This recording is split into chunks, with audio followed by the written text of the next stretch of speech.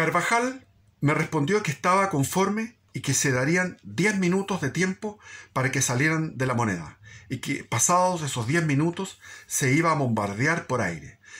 Tenían que rendirse incondicionalmente y si no sufrir las consecuencias del bombardeo. Todo ese montón de señores que hay ahí, el señor Toá, el otro señor Almeida y todos esos marxistas que han destruido el país deben ser detenidos. Así dijo Pinochet. Carvajal le señaló: José Toá dice que esperen un momento para convencer al presidente de su rendición. A esto le dije tajantemente: negativo, señor almirante. Estamos luchando por los destinos de Chile. Si nosotros mostramos debilidad de carácter y entramos a dar plazo y a aceptar parlamento, sería lo más nefasto que podría ocurrir. Solo lo que hemos ofrecido, el avión que está dispuesto y que se vaya a cualquier parte, menos para Argentina. Se le pidió a Carvajal un medio de transporte para evacuar a algunas damas que estaban en la Moneda, lo que acepté, ordenando que un jeep del Ministerio de Defensa fuese a la Moneda para retirar a 6 mujeres, por lo cual detuvieron el ataque por unos 5 minutos. Pocos instantes más tarde se me informó que las mujeres habían sido retiradas de la Moneda. En consecuencia, se podía retomar el ataque. Era necesario terminar con esa agonía, ya que no había rendición de los ocupantes. Se dieron las órdenes de detener el ataque en espera del bombardeo de la aviación, pero se me informó que el ataque aéreo tendría una demora de 15 minutos y sería efectuado simultáneamente sobre la Moneda y sobre Tomás Moro, el palacio donde vivía el socialista Salvador Allende, lleno de lujos y de armas y de juguetes eróticos. Se me aclaró que el retraso se debía a que los aviones venían de Concepción y existía un problema en el carguío de combustible. Ante este nuevo retraso, ordené a las tropas: si en 15 minutos más no hay ataque aéreo, vamos a actuar con toda la artillería, con los cañones sin retroceso, con los morteros, lanzacohetes, con la artillería y con las ametralladoras .50 de los tanques.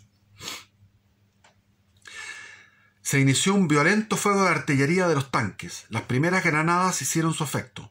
La infantería se preparó para el asalto final, pero era necesario ordenar una nueva detención y retroceso, pues se recibió la información, ahora seria, de que la Fuerza Aérea, en 7 minutos más, los Hawker Hunters, estarían bombardeando la Moneda. El ataque fue detenido. Hubo fuego graneado desde los edificios de obras públicas, del Banco del Estado, que están en el lado de Morandé. Ahí había muchísimo francotirador. Era necesario despejarlos y para ello ordené un operativo de paracaidistas y de fuerzas especiales. Nuevamente el almirante me informó que se encontraban el subsecretario Vergara y el subsecretario Pucio, que anduvo en el gobierno de la Bachelet, y que eran portadores de una serie de condiciones de Allende, las que eran inaceptables. Los asesores advirtieron que no sería conveniente darle la oportunidad de que saliera del país. Aquí hubo una discusión en el alto mando donde algunos militares le dijeron que no era conveniente darle a Allende la posibilidad de salir del país, porque ese hombre se iba a pasear por todos los países del mundo, socialistas o no socialistas, porque los capitalistas sabemos que Estados Unidos y Europa occidental eran progres, ya en esa época eran progres de las Naciones Unidas y en contra de cualquier reacción contra el comunismo. Los progres son aliados de los comunistas, entonces eran aliados. En Alemania, en Francia, en Inglaterra, en todas partes, en España, en todas partes había progres aliados. Por eso que los exiliados vivían la vida regalada allá en Europa y en Estados Unidos también. Aunque fueran republicanos, demócratas, igual, la misma cosa. Y se recorrería todo el país, todos los países del mundo, socialistas o no, desprestigiando al nuevo gobierno. Se estimó que lo más conveniente era dejarlo en Chile detenido. Le respondí que lo ofrecido debía cumplirse pese a todo. Se me comunicó que el puesto de mando del almirante Carvajal habían llegado numerosos funcionarios de la Unidad Popular. Habían sido llamados por un bando terminante. Queremos aquí que vengan estas personas. A medida que ingresaban se les detenían. Así cayeron Vergara, Flores y otros que iban quedando en calidad de detenidos. Al secretario Pucio se le autorizó salir del país en caso de que el señor Allende se fuera. Con satisfacción escuché la noticia de que los helicópteros Puma del ejército estaban abriendo fuego sobre los techos del Ministerio de Obras Públicas y el Banco del Estado. De inmediato los extremistas desaparecieron. Ordené que se difundiera la advertencia de que cualquier tirador que se ubicara en los techos de los edificios circundantes a la Moneda sería atacado con fuego efectuado desde los helicópteros, para romperles su fuerza anímica. Pero estos tipos fanáticos, pues, como tienen un dios, que es el dios de la revolución, el dios de la política, se suicidaban, luchando. Mi gran preocupación desde las primeras horas fue la reacción que pudiera producirse en el área de Calama y Antofagasta. A esta hora el general Bonilla, que se desempeñaba como jefe de mi Estado Mayor, me informó que a lo largo del país se habían cumplido todas mis órdenes y que, si había reacciones locales, eran de grupos paramilitares y estaban casi en su totalidad sofocados. En el Tume estaba el comandante Pepe con guerrilla, etc. Mis dudas se mantuvieron y no desdeñé la posibilidad de que sectores de trabajadores de Calama se organizaran como fuerzas paramilitares, los regalones de Codelco. En realidad, se habían reorganizado en pequeños grupos para huir hacia el interior. Esto disminuía mi preocupación, quedando descartado el comienzo de una guerra civil desde esa zona. Ordené que se tratara de localizar y detener a las personas que huían. Entre ellos estaba el esposo de la Carmen Hertz, que fue ajusticiado en unos meses después. Otros problemas de menor escala tenían lugar en Talca y Valdivia, pero en esos momentos no constituían un peligro serio. La posibilidad de una guerra civil, que me había preocupado enormemente, iba desapareciendo.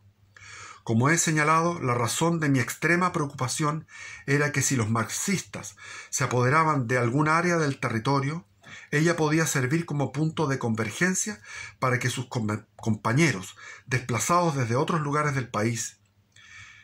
Calama podía haber sido una zona adecuada, ya que dispone de una pista de aterrizaje donde era fácil recibir aviones que trajeran material bélico y de apoyo desde otros puntos, y eso sí era muy grave para nosotros.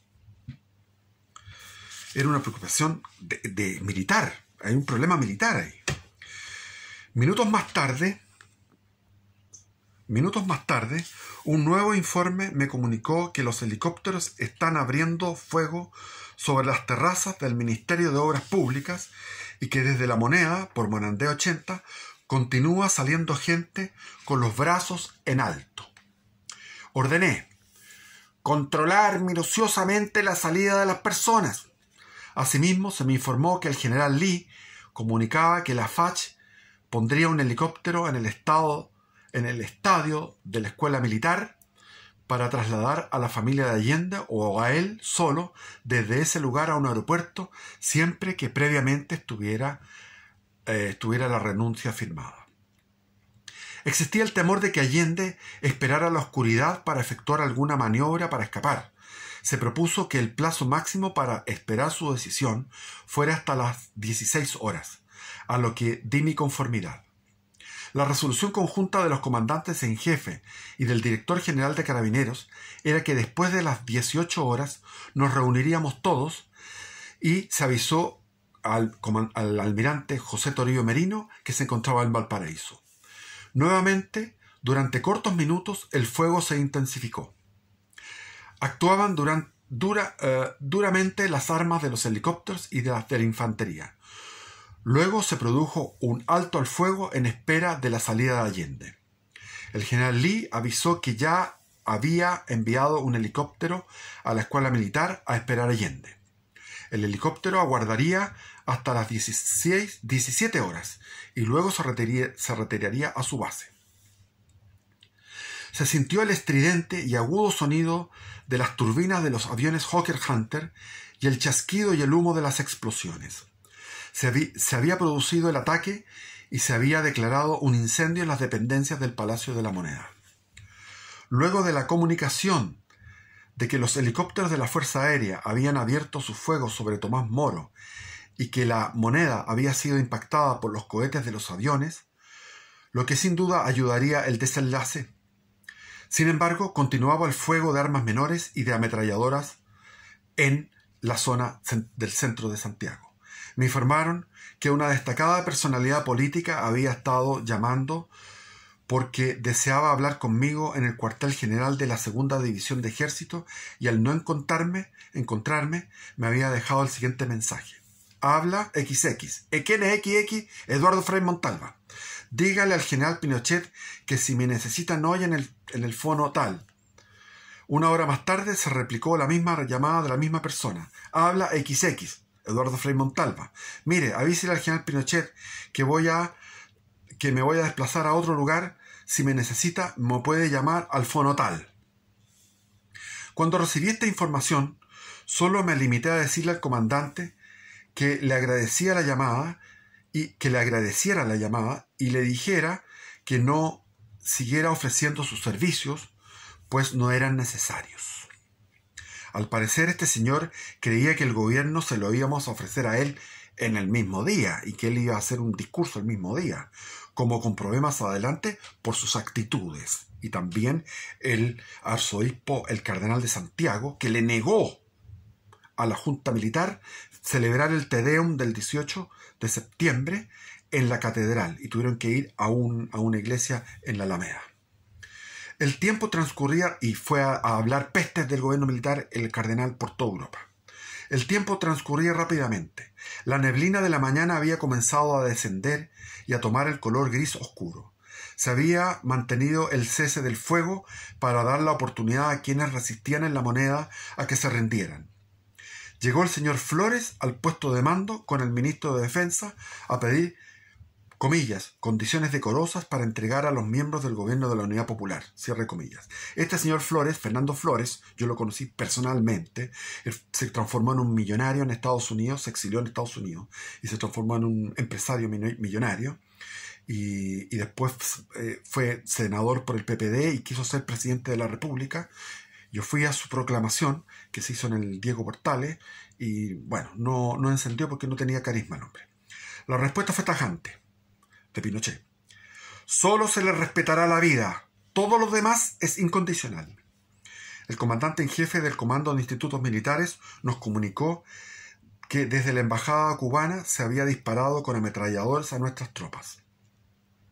Ordené que se le avisara telefónicamente al embajador que si se repetía este hecho, esto es muy interesante, miren.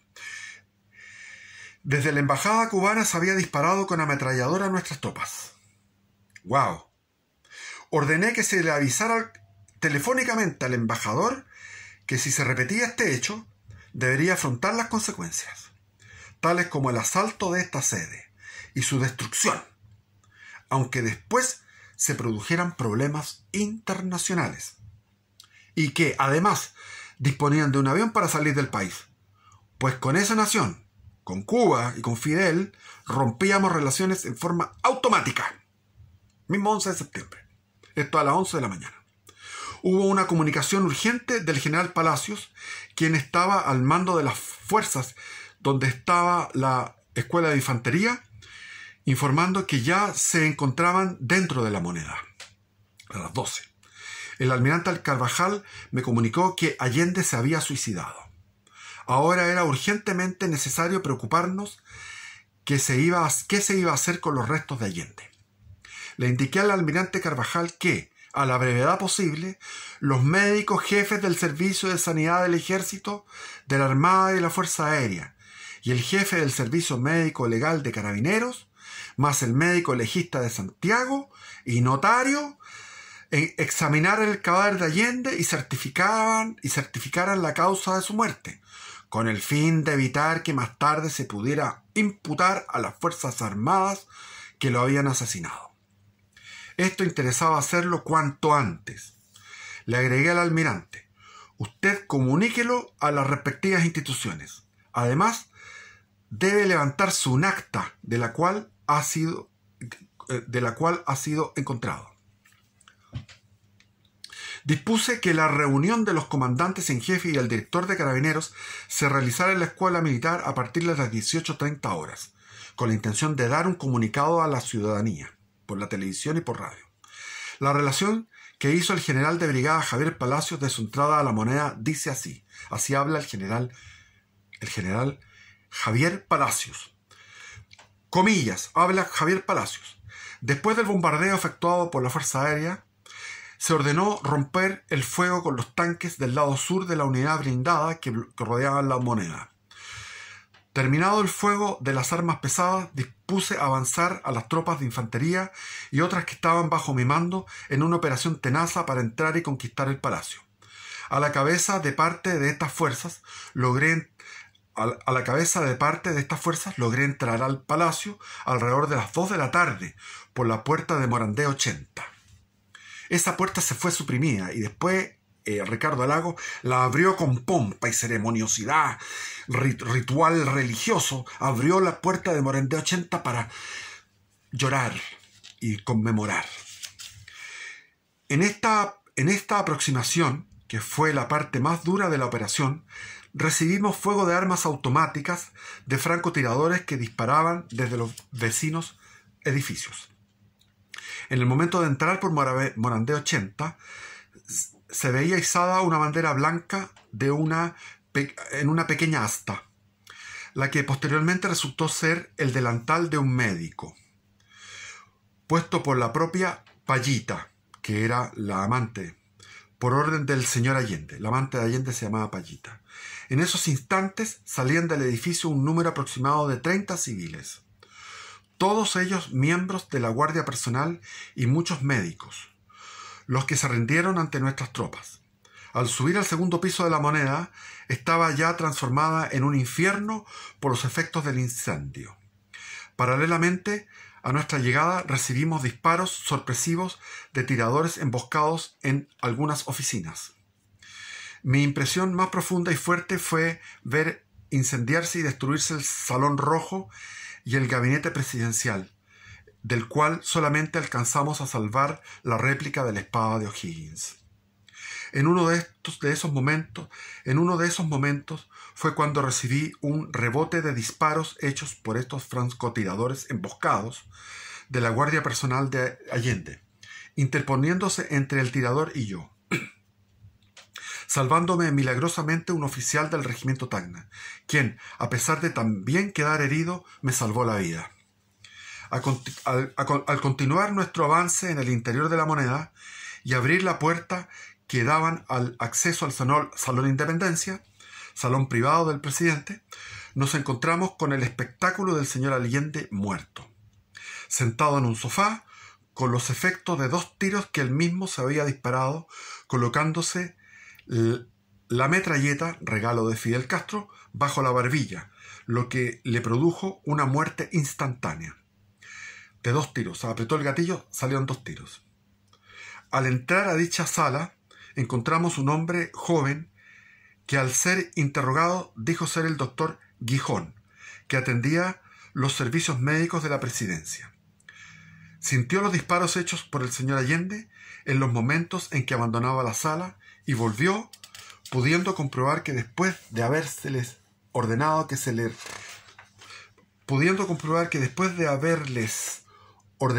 rindieran, Allende dijo: ríndanse y abandonen La Moneda, se quedó atrás para suicidarse en la forma ya descrita.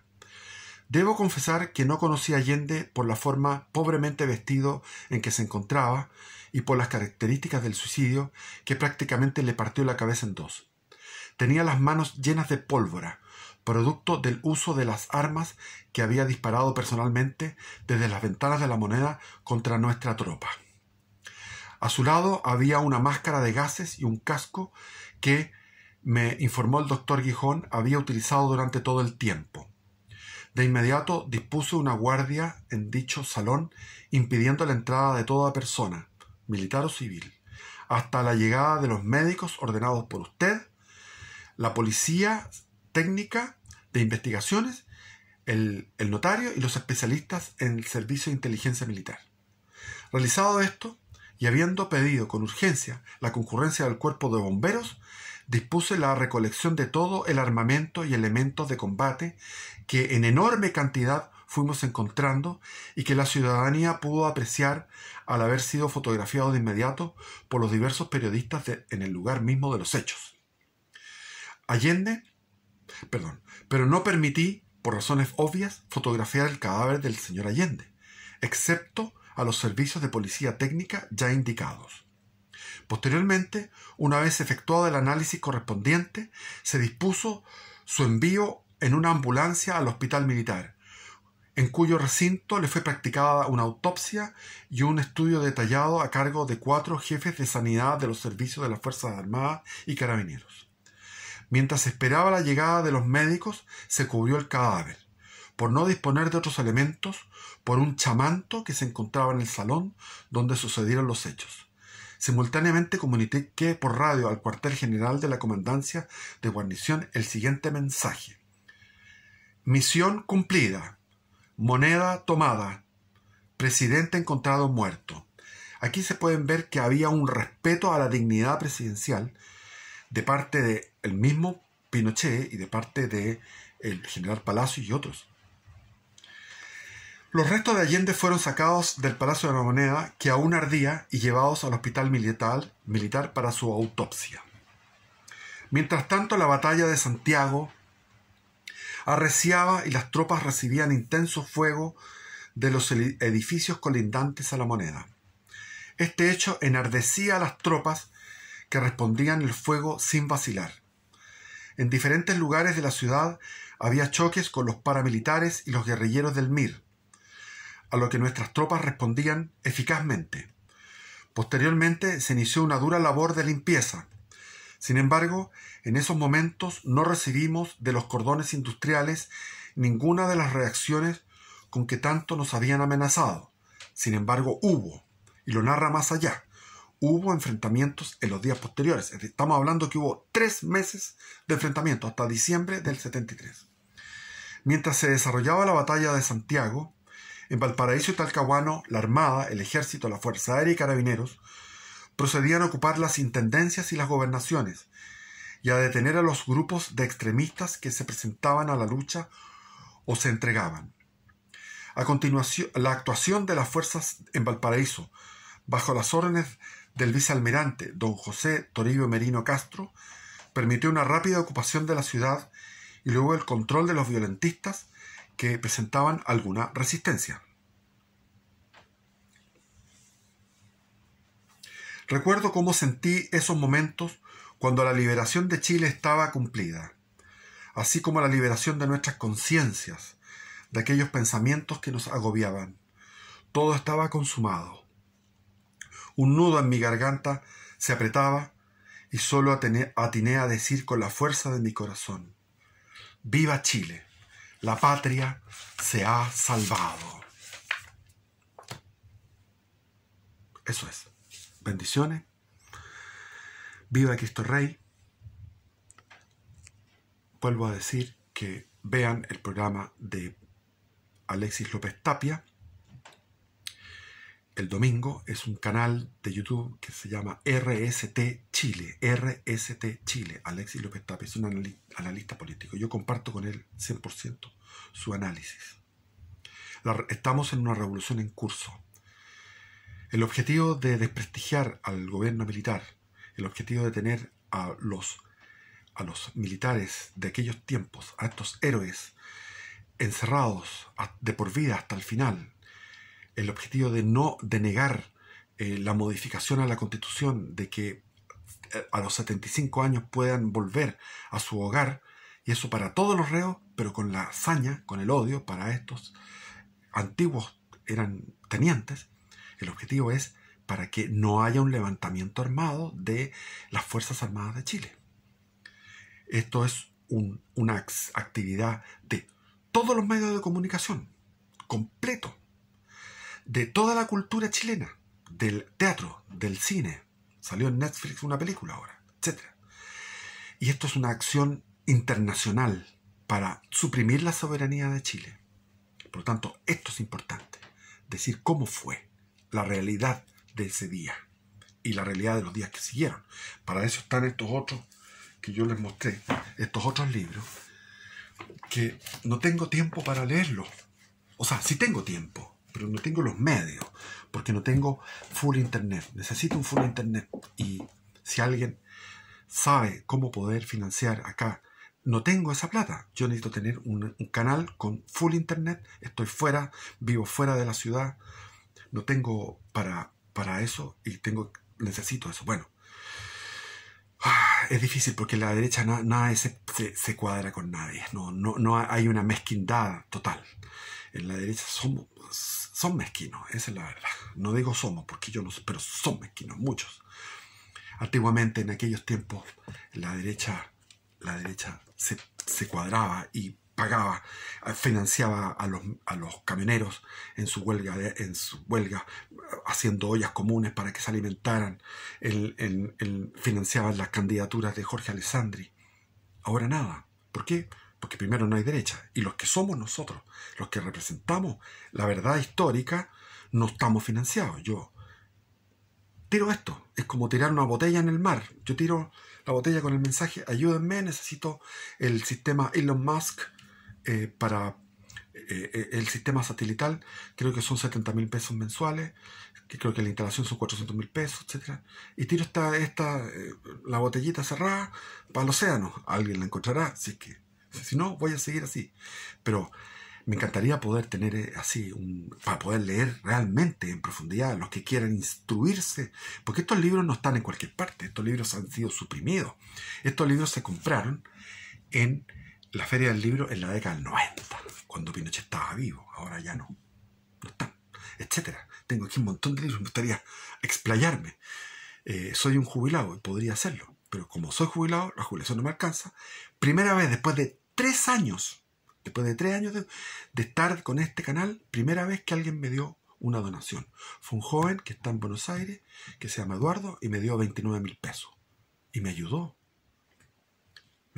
Yo no tengo necesidades económicas personales, sería llorar falsamente, pero sí para montar una señal satelital. Bueno, Alexis López Tapia.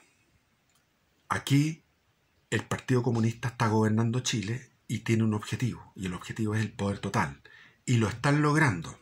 Entonces me van a decir: no, es que nosotros votamos, la votación no, la votación no sirve para nada. La votación no sirve porque o matan al candidato, o matan o hacen fraude, o sencillamente suspenden las elecciones con un golpe.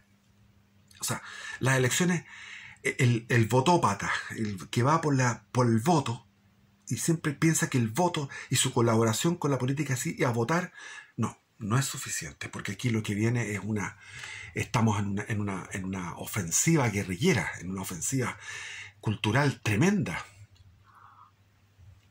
Es tremendo. Yo tengo televisión aquí, DirecTV, porque no tengo internet, pero tengo DirecTV, y yo no veía televisión antes, pero ahora veo televisión porque, bueno, pues estoy aquí en el campo, y en la tarde veo televisión y me doy cuenta cómo el 80% de la energía de la televisión es propaganda de extrema izquierda. El 80%. Y ahí está Luxek. Ahí están los propietarios de esa, que son multimillonarios. Los multimillonarios son globalistas. Los multimillonarios son comunistas. Y yo voy a decir: ¿pero cómo puede ser eso? Sí, es así.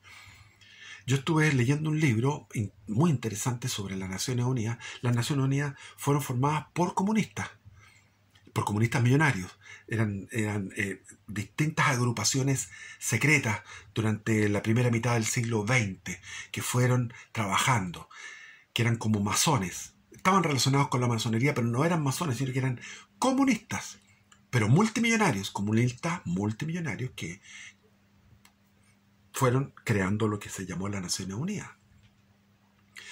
Y las Naciones Unidas en estos momentos quieren gobernar por completo el mundo, y lo están haciendo. Y necesitamos trabajar en este trabajo humilde hasta que me llegue el Alzheimer, la vejez, la muerte, o sencillamente